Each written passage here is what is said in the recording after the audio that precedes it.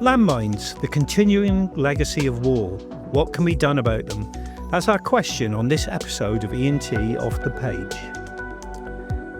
An article in our March-April issue by Teresa Polterova revealed, perhaps unsurprisingly, that after 3 years of war with Russia, Ukraine had become the most landmine-contaminated country in the world. However, it is far from the only one. For example, people continue to be maimed and killed in Cambodia by mines that were set in the Civil War 40 to 50 years ago. Teresa's article did reveal technologies that do hold promise for such countries, including drones, AI and metal detectors. Here with me to discuss the issues are my E+T colleague Jack Loughran, and our special guest today is a Halo Trust Director of Capability, Michael Nevard. A Halo Trust mission statement says its role is to protect lives and restore the livelihoods of those affected by conflict.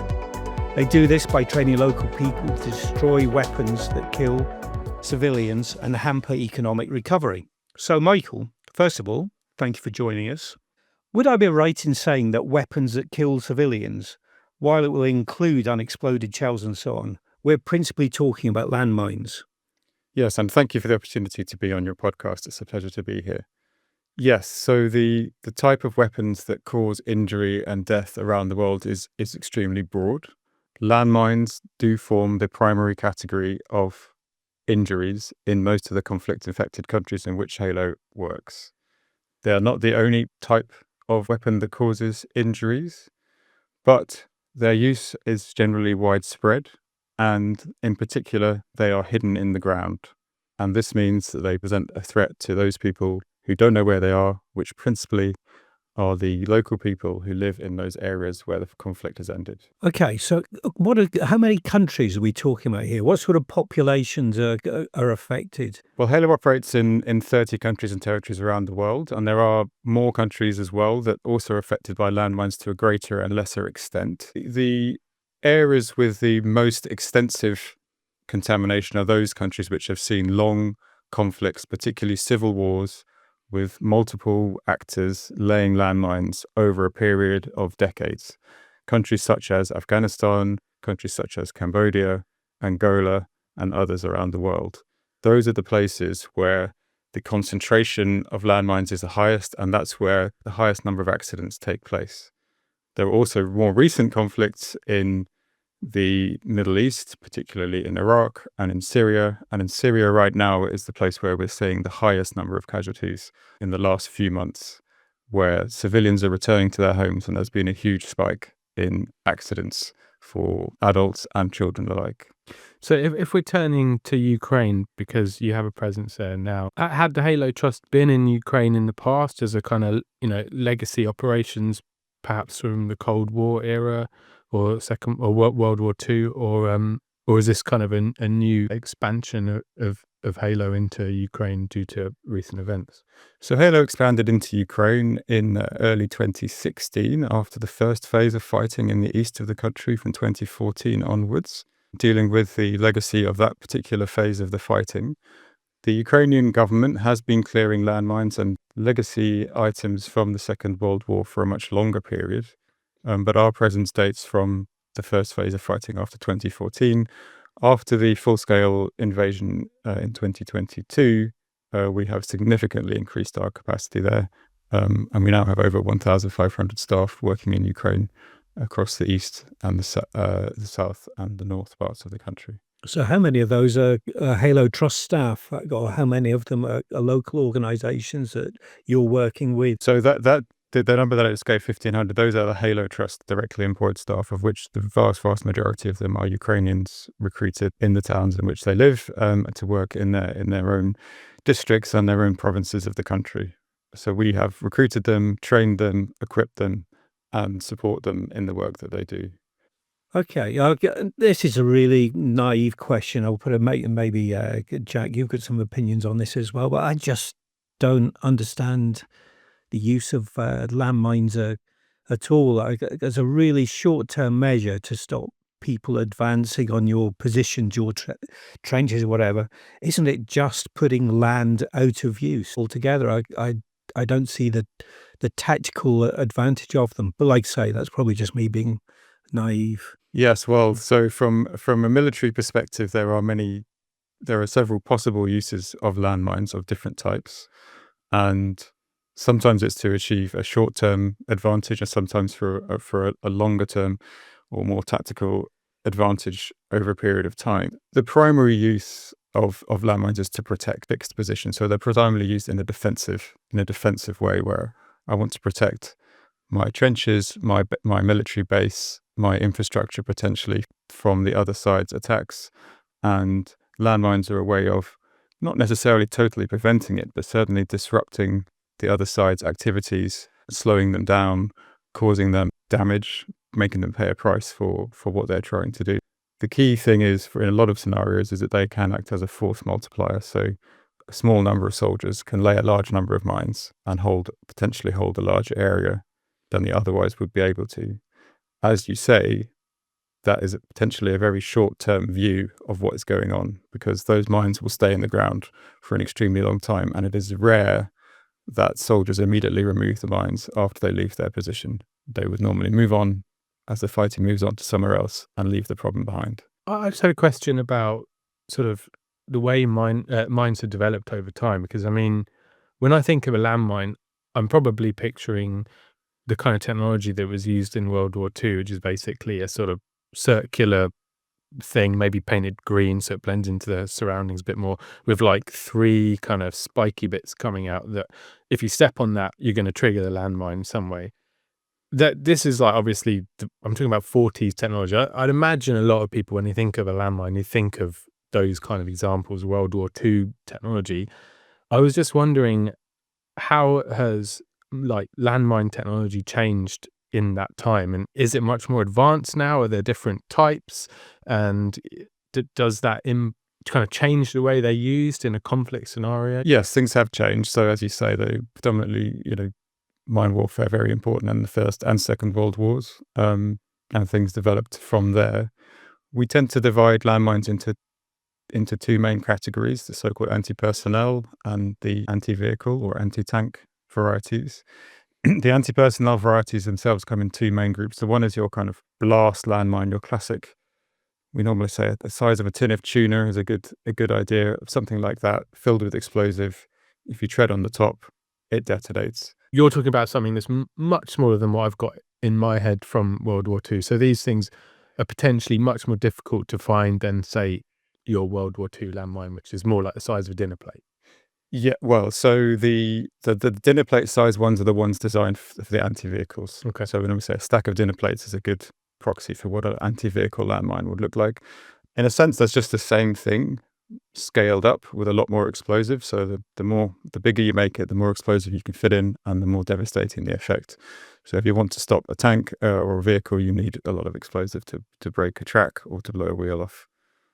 And there's shades of grey in between, I take it. It's not just one or the other. You can have mid-sized landmines as well. So there's a third kind of category, which is closer to what you were describing, Jack, which is the anti-group landmine, as it's sometimes known, which is a device which has a metal case and fragments into pieces and spreads shrapnel over a certain distance, which is designed to kill multiple people, so a group of soldiers. Some of those can be placed in the ground and then jump out of the ground and detonate so that they get maximum impact. Some can be placed on the surface or hidden in trees in a particular position. So those ones have these kind of shrapnel effects, and they come in all shapes and sizes, depending on the purpose and the manufacturer. I think I was reading that there was something like 600 different types of landmines.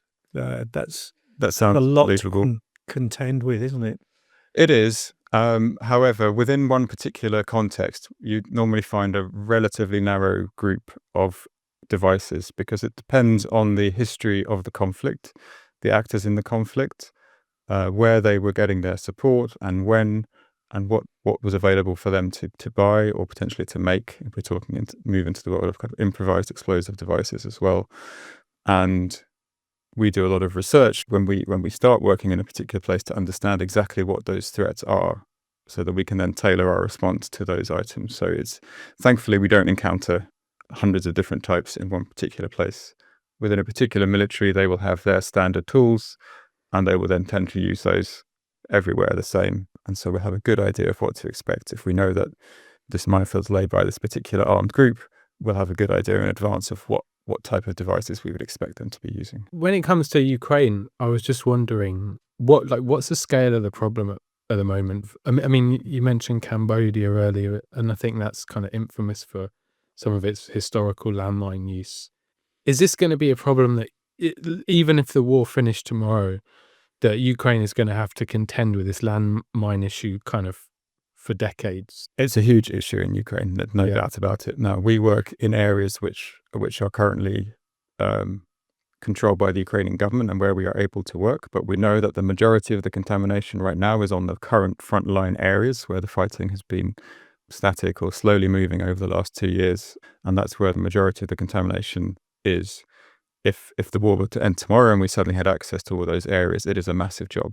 And even for multiple organizations, it's going to be decades, I would hope a short number of decades. But there is also a lot of work going into improving our techniques and developing our methodologies so that we can tackle these things more quickly. The key thing to remember about landmine clearance is that once the fighting is stopped and people have stopped putting mines into the ground, it's very much then a one-way process. You clear it, you've cleared some of it, you clear more of it, you clear more of it. You're kind of ticking it off, and you will reach an end point eventually.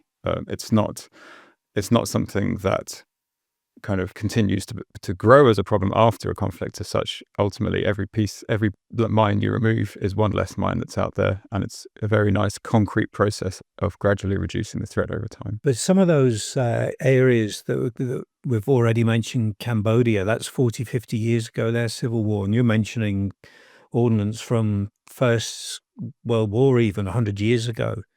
More than 100 years ago. How long, I mean, are you still working in some of these really historic war zones? Or does there come a time when you've cleared enough or there's not enough money to carry on clearing certain areas? Maybe it's an ever diminishing returns type scenario in terms of the amount of money going into it. That is a factor in play. They have ever diminishing returns. Raising funding and support to continue the work is an essential part of what we do. We have been working in some places for a long time. We've been working in Afghanistan and Cambodia for over 30 years, and we've made huge progress, and not just Halo, I should state other organizations as well, and with strong support from the governments and others. And we've made huge progress. And there are places like Mozambique, for example, was heavily contaminated with landmines. Along several decades of work led up to basically that work being completed around 2015. So it is possible to reach a point where you say, we've done enough. The reality is that however much work you do, there will remain some residual threat. Wherever there's been an armed conflict with explosives, there always remains some explosive threat. Even in London, there are known to be bombs under the city. When they fell during the Second World War, someone put a little cross on a map, but because it was right under a building, they weren't going to pull down the building to clear them. And as we know, time to time, things show up in Paris, as they did a few weeks ago. In London, across Europe, items are still found. And that's going to be the reality of many countries that have had conflict. However, there's a stage where you decide that doing the kind of proactive work that Halo does, which is going out, trying to identify contaminated areas and then clearing those areas, is no longer a reasonable use of resources.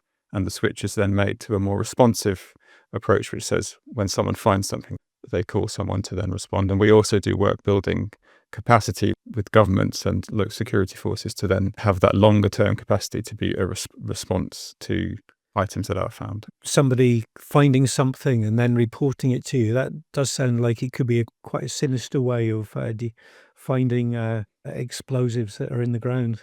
Yes, well, so the reality is that where we work, we don't have access, or very rarely do we have access to maps that tell us where landmines were laid.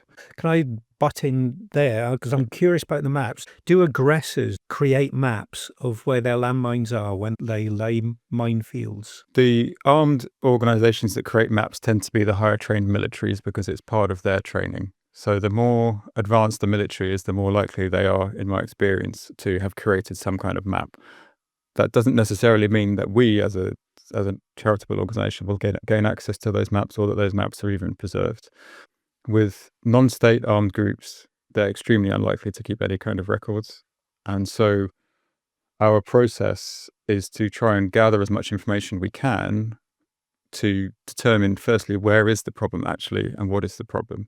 And that is a combination of, in the current era, using open source type intelligence work where we are collating information on accidents, on people reporting things and taking photos on social media of items they found. This is particularly useful somewhere like Ukraine, where obviously this conflict is happening in the social media age. And then how we have teams that spend their time visiting communities, talking to people, understanding, was there any fighting here? Have you seen any evidence of landmines? Have you heard about any accidents? Have any of your animals been injured in accidents? Gathering out all that information and chasing it down to try and find out, okay, in this specific area, we have this evidence and we think there's this type of contamination. So when talking about Ukraine, it strikes me that it's an ongoing conflict and the battle lines are kind of shifting back and forth, and landmine laying is ongoing. Mm-hmm. So I suppose I question, do you want to be in the area? I mean, firstly, presumably puts the lives of people working for your organization at risk. And I'm not even just talking from landmines, but if they're near active armed conflict, there's clearly a risk there. And B, is it worth demining areas that the conflict may shift kind of back and forth over a new, you can demine as much as you want, but maybe new landmines will be laid later on. And then, all your work was potentially for nothing. I mean, is there a temptation to just say, let's ride this one out, let's wait until the conflict has resolved itself one way or another, and then we can go in and try and see what we can do? Both very good questions. So clearly we take the safety of our staff extremely seriously, and we have protocols about how close we will work to an actual active conflict area. And in fact, in most conflicts, the conflict actors themselves will have rules about who's allowed to work within a certain area. Even if we wanted to, we can't drive up to the front line and start pulling the mines out while people are fighting over them. So we always work some distance back from the active front lines. The concern about mines being relayed is something that we do think about. In most situations, however, things don't move that rapidly that we think today's clearance is going to be, again, tomorrow's minefield. And that we will clear areas where we think there's real benefit now for the people who are trying to use that land or already using that land potentially, that they need that clearance to be done, and that they can't wait for us to wait for the conflict to be resolved. So it's very much led by the requirements of the people who are affected by the mines. Okay, what about the finances of it? There's not too much money going around in the front line of the Ukrainian war, and even less so in Syria is a place where you're very active, isn't it? And the really historical Mozambique and Cambodia, there can't be much money to fund your operations, is there? Well, so we're very fortunate to have very good support from a variety of different donors. Our predominant support comes from government, in the form of bilateral aid from the governments of the US and of European governments and many others around the world, and their long-term support has been extremely valuable in many countries. We also have an increasing number of very generous private benefactors and foundations who support our work as well and see the value that it adds in the communities in which we work. The benefit of mine clearance is not only preventing the accidents and injury, the deaths and injuries that are caused by the landmines and other explosive items, which is obviously a huge humanitarian benefit in itself, but in many, many cases, it's agricultural land which is blocked by landmines and that can't be used, and that those people who are dependent on it are therefore unable to work, unable to earn a living. And by clearing that land, we're just removing that barrier to then let them immediately then continue. And so the economic benefits of that for those communities is very significant. And that's this kind of secondary benefit we're trying to bring with our clearance. So preventing the injuries and releasing the land and providing those communities with safe ways to make a living. With regards to Ukraine is obviously an ongoing conflict. I mean, when it comes to landmines, my understanding is that the job of actually finding them gets more and more difficult over time as just natural processes take their course. A landmine may be laid on the surface in January, but by the following January, you've had snow falling and animals moving around, soil shuffling, things getting buried. But it doesn't mean they're not dangerous anymore. So I was wondering that with springing upon us, just the vegetation. One of the we haven't even started talking about the technologies of detecting these yet, but one of the technologies is using drones, and just visually there is going to be a lot less to see if there's 2 foot of weeds over everything, isn't there? So with that in mind, is there a time pressure to kind of clear things ASAP, basically? There is a time pressure, clearly. However, usually the scale of the problem that we are facing means we have to prioritize. We can't do everything first. And when we assess these areas and go through this process of understanding where the affected areas are, we then factor in, okay, how many people are living close to this land, or who's the owner and what are they planning to do with the land, or is this blocking a route that is therefore blocking access for other aid organizations, for example, to do their work? So we kind of build up a prioritization system and then decide which of those areas we will clear first. So certainly there's that factor that has to be taken into consideration. Is the humanitarian priority is the key driver. In terms of the technical priority, you're absolutely right that the longer things are in the ground, generally the harder things become, partly because, as I said, we don't know initially exactly where the mines are. We know the areas. What we can learn is all about the evidence that we can gather. If we can use remote sensing with drones, which we do, to spot the majority of the mines sitting on the surface, that gives us really great evidence to know where to put our clearance teams exactly. And as time passes, those things become more difficult in most cases. So in some cases, we are flying drones in anticipation of clearance that may not happen for a year or two, but because we can try and capture the evidence now, we can still use that information in the future. What's the risk that by doing that? I mean, are you flying drones into areas of kind of active conflict, in which case could they be mistaken as enemy drones that could house bombs and so on and so forth? We have the deconfliction measures in place to make sure that doesn't happen, and that all parties are aware of what we're doing. Okay. Again, we're far enough away from the front line that's generally not a direct concern. But yes, we have to be careful in the modern era where drones are a constant feature of warfare now, that we don't get confused and that we don't cause fear amongst the local people either, that our drone is a threat to them rather than trying to do something useful.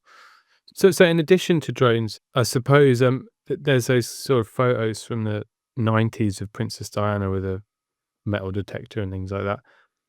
How have things changed since then in terms of detecting landmines? What other technologies other than drones are you using? And is there anything on the horizon that holds promise for perhaps improving detection rates of landmines going forward?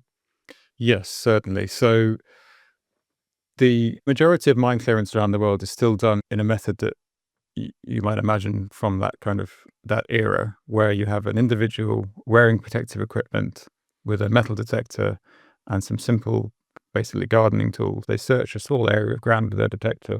From the surface, you cannot tell, is it a piece of metal in the ground, or is it a piece of metal that's the fusing mechanism of a mine? And therefore you have to carefully excavate each one, generally by digging down in a safe area and then slowly digging to the side, so that you approach the mine from the side and not from the top. So you can see the mine from the side without activating the pressure plate. That is the basic process of demining. Are they easy to nullify once you've found them? Once we find them, the best thing to do is to destroy them where we find them.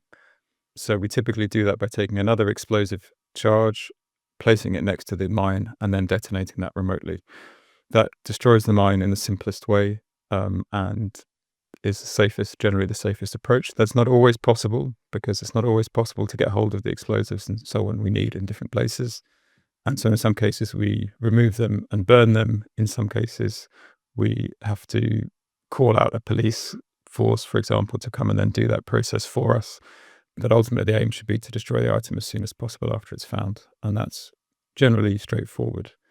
The big challenge with this process, though, is that actually the majority of times you dig a hole, it's not a mine, it's a piece of metal. And in some cases, it can be hundreds of pieces of metal for every mine. In some cases, thousands of false signals for every real one. And so the huge challenge for detection is, how do we reduce those false alarm rates? The technologies that we use currently are based on metal detectors initially, and then tuning those metal detectors precisely to try and find the mines that we want, so not too sensitive. However, we have for many years also been using ground penetrating radar in detectors where we fuse a metal detector with a ground penetrating radar. And that radar gives you an indication of, is this not just a piece of metal in the ground, but also something surrounding the metal. So in a landmine, you have a plastic body, typically with explosives. And then in the center, you have this metal fuse, which provides the mechanism. Do they always have a metal element in them? Nearly always. There's some very, very rare occasions where they don't, but the vast majority of the time that they do. And so we can find the metal element easily enough with a metal detector. And if we can use the ground penetrating radar as well, it tells us, okay, there's an object in the ground associated with this piece of metal. There's a much higher chance that it's a mine. And when we do that, we can reduce our false alarm rates by 95, 97%, which makes a huge difference. And are those metal detectors, are they still handheld, or can their movement be automated? At the moment, handheld is still the best option. The primary reason for that is that a person with a metal detector is simply much more agile and can go to areas where using robots or machines so far has not proved successful. Currently in Ukraine, a lot of the minefields are in fact agricultural fields, so do look like a minefield. It's actually a field, and there's more potential there to use automation. But in many places in Cambodia, we've got landmines that are now in the jungle. If you try to bring a machine in, you have two options. You either work around all the trees, which is extremely difficult, or you take out all the trees first. As a general rule, we don't want to damage the natural environment any more than we absolutely have to. And so we won't pull out massive trees just so that we can run a big machine through. And in fact, a deminer with a metal detector can work around those obstructions carefully and slowly without causing too much damage and still cover the ground effectively. So it still has the most agility of any of the methods we have. So what's the scope for the use of things like, I'm basically thinking of a bomb disposal robot, but presumably it would look something a bit like that, but maybe a bit different. And also, what's the scope for using animals? And I imagine that's quite controversial, and I don't know if that's something that you would endorse or that's been tried. But I mean, some people might say, well, I'd rather say a pack of dogs were killed by a landmine than a group of humans. And what pressure does it need? Because I do seem to remember reading somewhere about using rats, which people might not be so fussy about. But how much pressure does an anti-personnel landmine need to be detonated? Do you need a dog or something bigger? It does vary, but typically it's around 10 to 15, maybe 20 kilos to detonate an anti-personnel mine. And then for an anti-vehicle mine, it's usually over 100 kilos is required. The use of animals is not something that the Halo Trust does. We have tried in the past, but we didn't find them reliable enough for what we were trying to do. Even when animals are used successfully, it should be the animal is only doing the detection part of the process. Mm-hmm. So if the dog or the rat finds an area where they think there's a mine, a human still has to go and investigate it and excavate it in the way that we normally do. So it doesn't remove the humans from the threat in the same way, in any way particularly. It's just a different type of detection. What we are looking at now in terms of the new detection technologies that have come along, we have a project working on a magnetic resonance detector which can detect explosives directly. So rather than detecting the shape of the object or detecting the metal, we can detect the explosive chemistry directly, the explosive molecules directly in the ground. And that is still in early stage trials. And we hope that will give us another leap forward in the kind of reducing of false alarms, because if it only finds the particular molecules that we want in those particular explosive crystals, then we know that this one is a mine and this one isn't. This technological innovation, has it been reducing the cost of discovering landmines, old or new or otherwise? Or is it merely keeping up with advancements in landmine technologies that are perhaps making them more difficult to detect? It's predominantly about reducing costs for clearance. The majority of landmines around the world are actually not very new. And so some of them are from legacy conflicts where they were laid in the 70s, 80s and 90s, And most of those designs come from the 60s and 70s. Even in Ukraine, the majority of mines that have been laid there are actually 60s and 70s designs and not the latest technology. The reason for that is simply that the old designs are cheap to produce and easy to use. And so those are the ones that tend to get used in bulk. There are some much more advanced landmine designs now around, but they are much more expensive and they're used much more sparsely. And so they do present some very specific challenges, which we are trying new approaches to deal with. But the bulk of the problem is still buried landmines that are mostly on the kind of classical model of a plastic case and a small metal fuse. There is something called a mine plow, isn't there? And particularly obviously it's not going to work in Vietnam or areas of jungle or something like that. But in Ukraine, when we're talking about agricultural fields, is it possible to just plow the whole area and resolve the situation that way? So there are technologies like that, and those are things that we're also trialing and using in different levels of machinery. There is an important distinction between technology that's used in a military context to that can be used in a humanitarian context. So some tools, such as mine plows, are designed to make a safe lane through a minefield. The military purpose for demining is to get from A to B and to try and remove or reduce the effect on their soldiers as they go from A to B. A classic mine plow moves the mines to the sides, but it doesn't remove them. It just moves them out of the way. It doesn't remove the threat. So for a military purpose, that's fine. They get their tanks through the minefield. They carry on. That's not an issue. But for the farmer who comes back to the field, all they've got is a field with a plowed up pile of mines.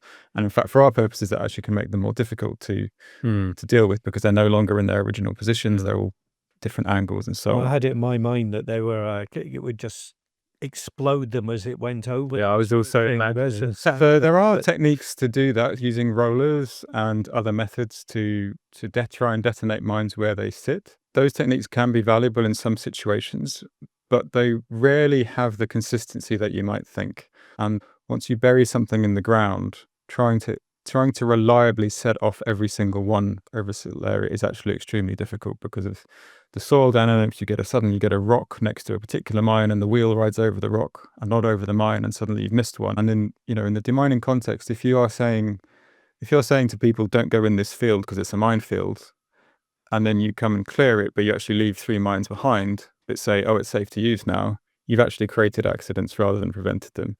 You're better off saying, actually, we're going to take us lots longer to do this, much more painstakingly, but be sure that we've got 100. And so that's very much the approach we take.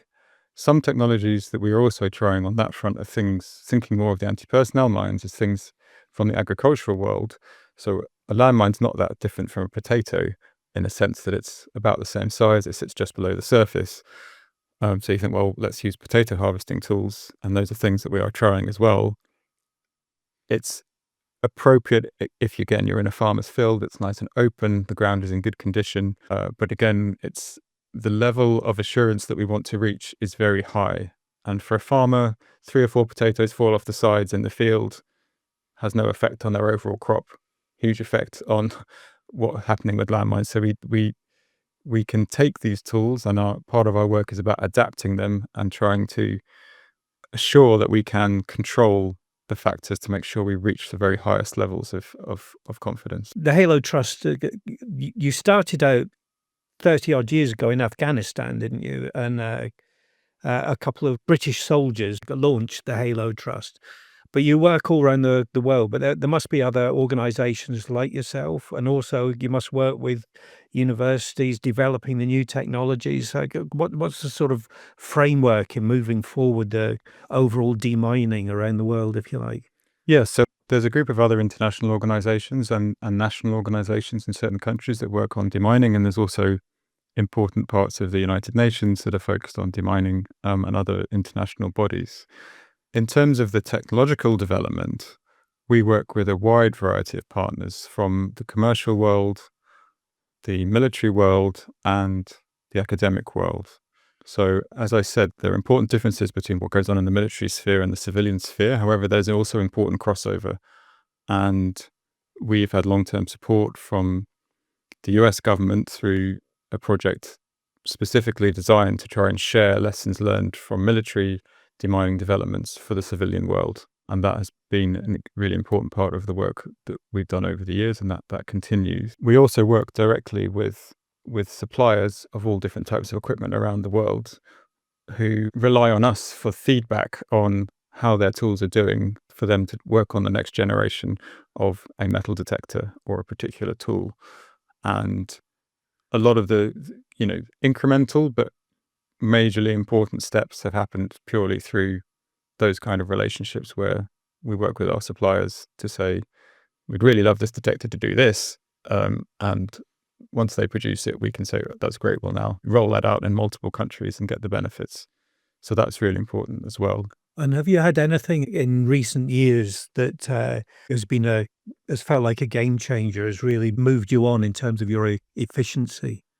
The biggest game changer that we see coming now is this magnetic resonance detector, which is produced by a company called Emreed in Australia. And we're really hoping that's going to be a big breakthrough in a few countries which have particular types of difficult to detect mines, where we think that it will give us this reduction in false alarm rates that will have quite a spectacular effect on overall productivity. The challenge, of course, is that we work in a huge variety of places, everything from deserts to jungles to savanna to, cold, hot, wet, dry. As we said earlier, there's also a huge variety of different threats. So there's no one tool that works in every scenario. So an important part of what we do in Halo is understanding the terrain and the threats in each place, looking at the tools we have, trying to trial and test them in those places and see what works and what adaptations need to be made. So it's very much a process of applying the technology and then trying to explain to those people working on the technology itself what the challenges are that we need to solve. We do work with universities as well on various projects from things to do with remote sensing, but also on detection and other areas. The big challenge from the academic perspective is the great gap there is between making something work on the lab bench and having, manufactured units that we can roll out. We work at considerable scale. We have, thousands of staff around the world. So if we think something's good, we want to buy hundreds of it or, dozens of it. And the gap from a prototype to a production model is huge, as anyone who works in technology will know.